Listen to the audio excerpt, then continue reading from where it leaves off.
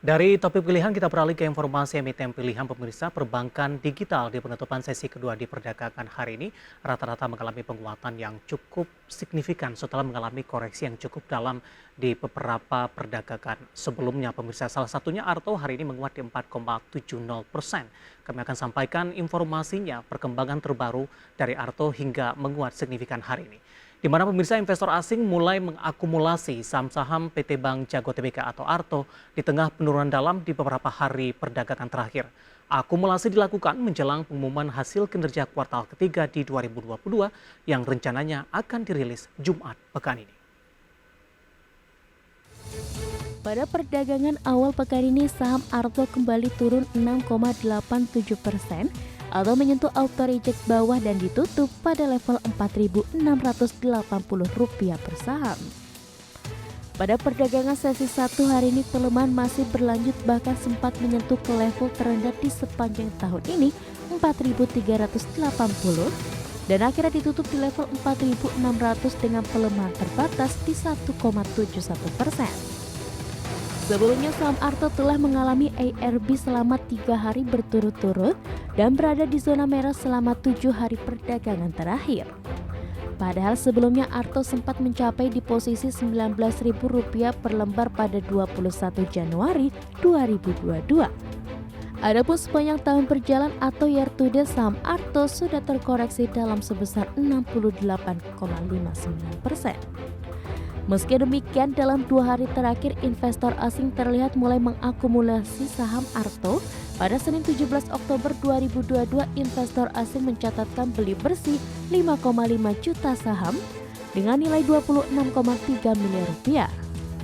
Tercatat broker yang banyak memborong saham Arto adalah UBS Sekuritas Indonesia, Mandiri Sekuritas, Cipta Dana, dan JP Morgan Sekuritas Indonesia.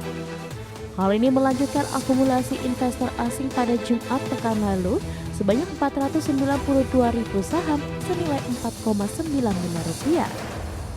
Emiten sektor teknologi termasuk bank digital sedang mengalami tekanan jual dari para investor diduga akibat inflasi dan kenaikan suku bunga. Dikutip dari berbagai sumber, analis MNC Sekuritas Tirta Widi Gilang Citradi mengatakan saham Arto masih menarik untuk diperhatikan karena memiliki ekosistem dan modal yang kuat untuk menopang pertumbuhan. Di sisi lain, investor saat ini menantikan kinerja kuartal 3 2022. Bila hasilnya positif, diyakini akan ada aksi beli oleh investor terhadap saham Arto.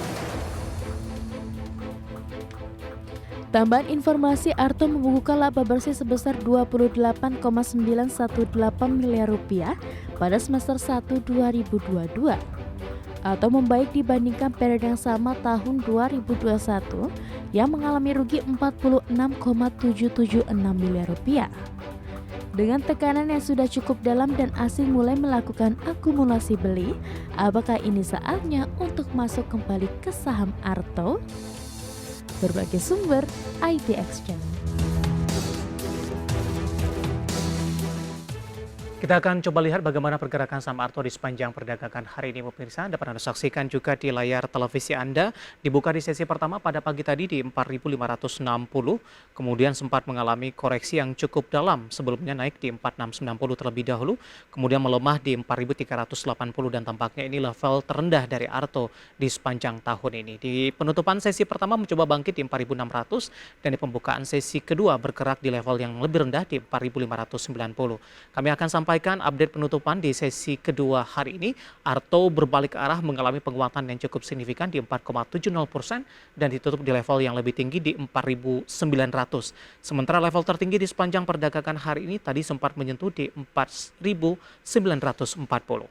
Kita akan coba lihat bagaimana pergerakan saham Arto di beberapa bulan terakhir, pemirsa.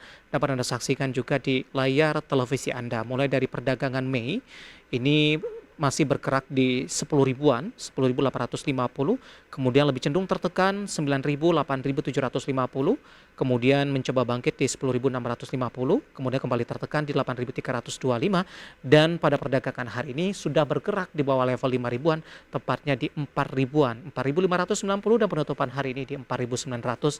Kalau kita tarik garis dari perdagangan Mei hingga perdagangan hari ini, Untuk Arto lebih cenderung tertekan. Bahkan kalau kita bandingkan dari Januari atau secara year to date ini, saham Arto sudah mengalami koreksi yang cukup dalam karena Arto sempat menduduki level tertinggi di 19 ribuan. Itu tepatnya di perdagangan Januari pemirsa. Dan posisi saat ini sudah berada di bawah level 5 ribuan. Bisa dibayangkan seberapa besar koreksi yang terjadi atau range pergerakan pelemahan yang terjadi untuk Arto. Nah, bagaimana dari sisi valuasi, apakah masih menarik atau tidak? Dengan beberapa indikator yang ada, kita akan coba lihat dari posisi pair-nya. Ini sudah sangat tinggi pemirsa di 1102,06 kali, PSR-nya di 44,10 kali, PBV dari Arto di 7,70 kali, dan PCFR-nya ada di kisaran di 19,32 kali. Kombinasi secara fundamental, teknikal, dan juga dari sisi valuasi. Dan semoga bisa menjadi salah satu referensi untuk Anda.